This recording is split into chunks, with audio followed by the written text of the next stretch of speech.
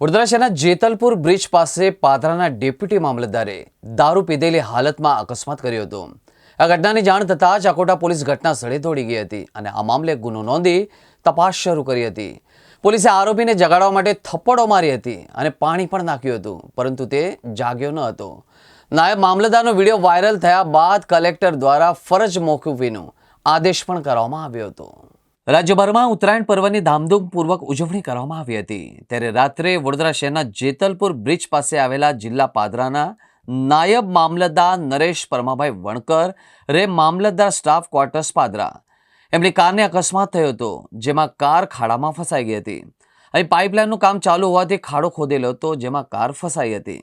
આ ઘટનાને પગલે રાહદારીઓ અને આસપાસના લોકો એકત્રિત થયા હતા અને નાયબ મામલતદારના ઓળખીતા પણ સ્થળ પર પહોંચ્યા હતા।